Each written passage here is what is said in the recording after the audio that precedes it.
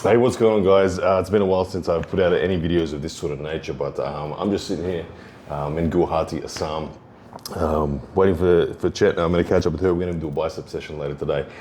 And anyway, whilst I'm waiting for her to come on over, I was thinking about Brandon Allen and Brian Shaw. And what made me think of that was I just saw a poll. I saw a poll on not just who's going to win, but how confident you are. And the overwhelming poll was in favor of Brian Shaw. It looked like about 75, almost 80% of people think Brian Shaw's going to win. And that to me was like, ooh, okay, there's an interesting thing, because I disagree. Now, I wanted to break down what's going to happen from my perspective in this match. So when we look at these two athletes, clearly they are both strong humans. There's no doubting that. Brian Shaw has been dedicated to arm wrestling for maybe a year. We've seen him have one super match against Eddie Hall, which he won, but he won it kind of messy.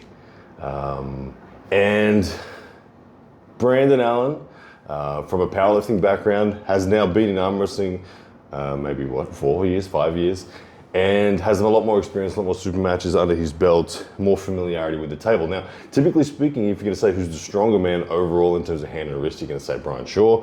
We know classically his grip strength is the best in the world in a lot of respects. Brandon Allen, we know his squat was massive. I think he held a world record for squat, maybe even held a world record for powerlifting total at one stage, but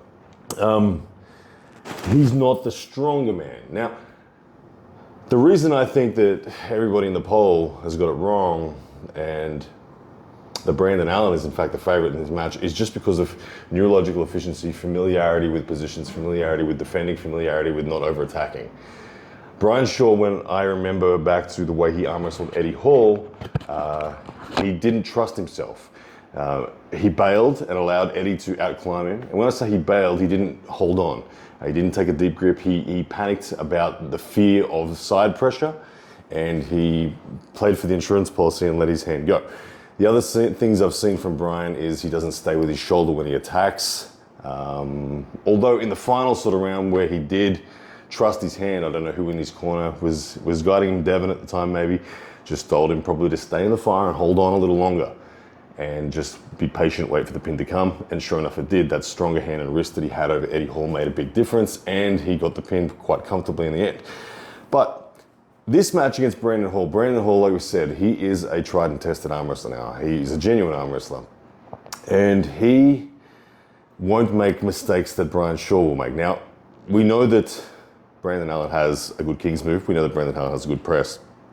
I genuinely think the only way that Brandon Allen loses this match is if Brandon Allen gets a little scared of the power of the hand and wrist of Brian and runs too much. If Brandon runs too much, it will become a battle about simply the hand and wrist, and it will become something that is advantage Brian Shaw, and I don't think that Brandon will ever get his power behind his arm if he loses his hand and wrist. Now, if Brandon chooses to jump in the fire, and let's say it's gone to straps, which I believe it will go to straps, Brandon then straps deep, Brandon then holds on, and Brandon then engages, dragging back pressure, which he's got plenty of, and insists that Brian goes sideways. I believe we'll see Brian make the similar mistakes that I've seen in his training in the past, where he overcommits to an offensive drive, which ultimately opens his arm, puts it in a weaker position where his defense is gone, then he's out of position. And I don't think Brian yet knows how to maneuver his body in order to stay in an efficient defensive position. So Brandon Allen, for me, loses this match only if he gets scared and attacks too hard too soon.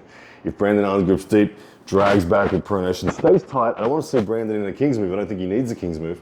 I think just grip deep, drag back, pronation. Brandon Allen should win this match just on experience. If Brandon Allen's patient, uses back pressure just to make Brian Shaw panic, that's how it will go. If Brian Shaw can keep the match about hand and wrist, if Brian Shaw can scare Brandon Allen so much that Brandon runs, then we can see Brian grabbing the wrist control and pressing as Brandon's trying desperately to top roll the wrist of Brian. If Brandon tries to take Brian's wrist, he's going to be in trouble. Brandon shouldn't try to take Brian's wrist. Brandon should just stay in there, drag back, make it about rotation. And if you're Brian, like I said, try to make it about the hand.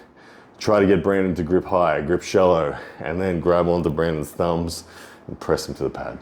that's the options. That's how I see it. How do you see Brian Shaw, Brendan Allen?